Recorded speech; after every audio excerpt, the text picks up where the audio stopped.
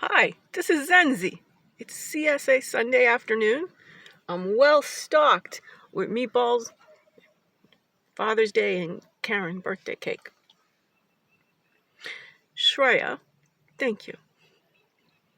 For once I feel my plight of not being listened to has been listened to. She asked me to write things down. I'm autistic. I've had a bit of neurological rewiring occur due to a toxic mold exposure that took away nearly 90% of my capacity to walk and talk.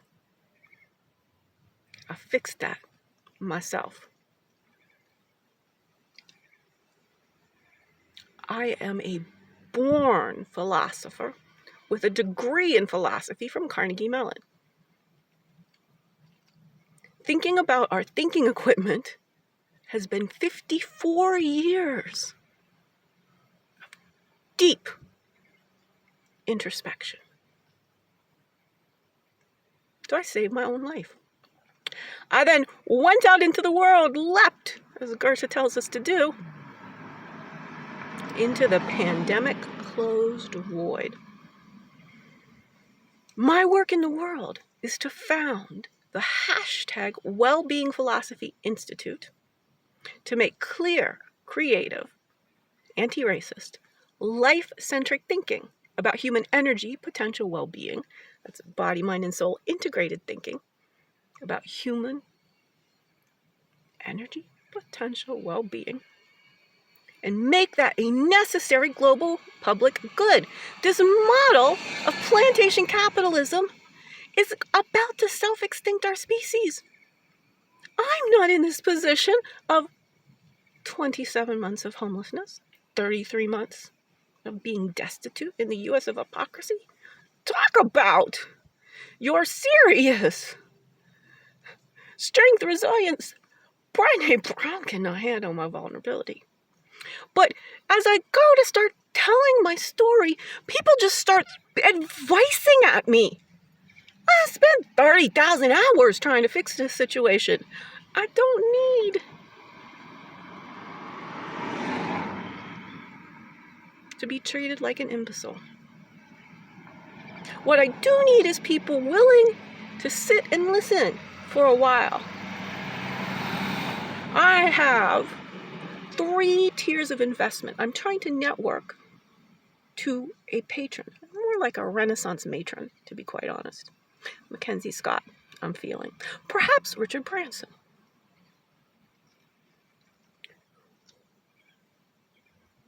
While most of the billionaires are trying to make more money, build a lot of tech, there are humans with substantial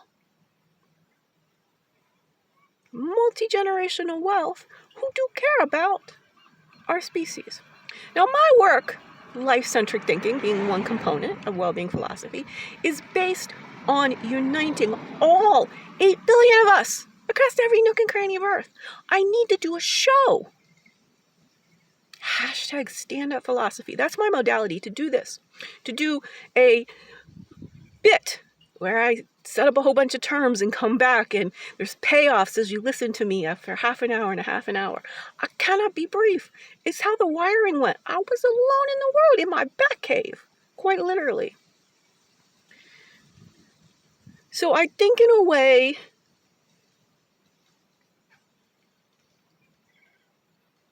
that is utterly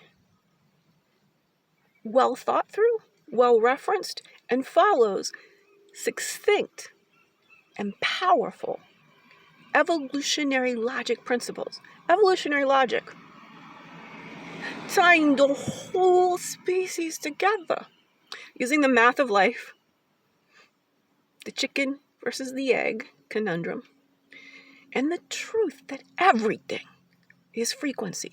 I dwell there. But oh my God, when I have to talk to any human, I have not one single human that I can be energetically coherent with. People keep wanting to collapse me into a particle. I dwell in the waviness that we are all one.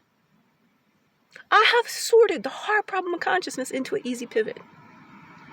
I need help putting on this show. Let's call it a right livelihood intervention. Let's, for both my own personal good, the future of salaries and jobs residing in Pacific Grove, good ones, work at home, change the world for the better jobs. Not a trillion of them, not even 100 of them, but a few dozen extremely great jobs in Pacific Grove. This is what I'm on about. This says to me, let's get the philanthropist class into CSA. Win-win-win situation. Thank you, Shreya, for the opportunity to express myself in my own way. There's a lot of potential here. I believe we could also get some funding for a documentary about how the community helps me be who it is that I need to be for the greatest global good. Life-centric thinking, the philosophical hypothesis of bioelectromagnetism. This makes me the Sherlock of human functioning. I know how to pivot why we're running marathons and making wristbands, and cancer is getting worse, and MS is getting worse, and everyone's getting Alzheimer's and heart attacks and strokes. It's bioelectromagnetism. The philosophical hypothesis of does the thought experiments that will lead to the greatest scientific evolution of our lifetimes. It's not just me saying this now. This book just released. And if I was a little bit more prepared for y'all,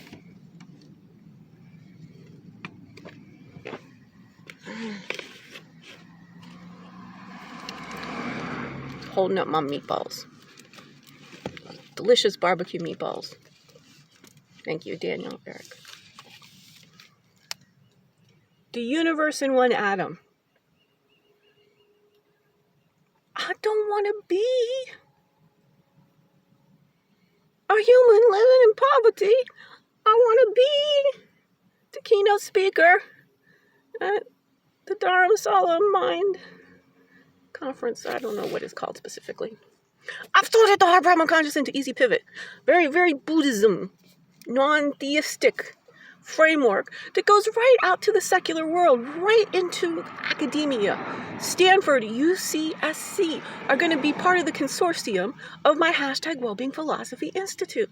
It's very hard to offer all this to the world when within 90 seconds of starting to talk to somebody, food stamps.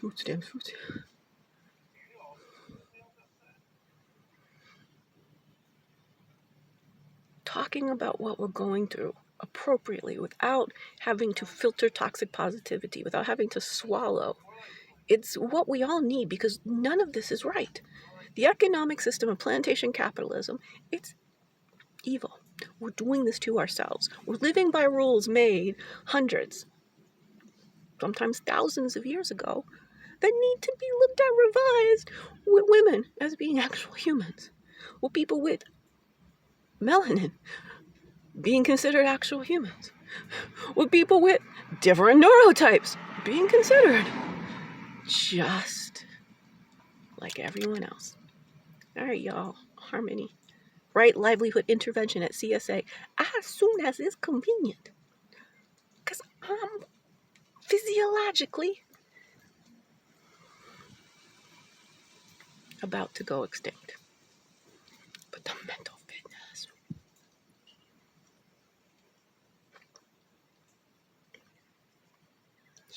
Socrates of the 2020s. Just getting us all talking in a complex way about really challenging dilemmas. Y'all be proud of me. Let's get this started.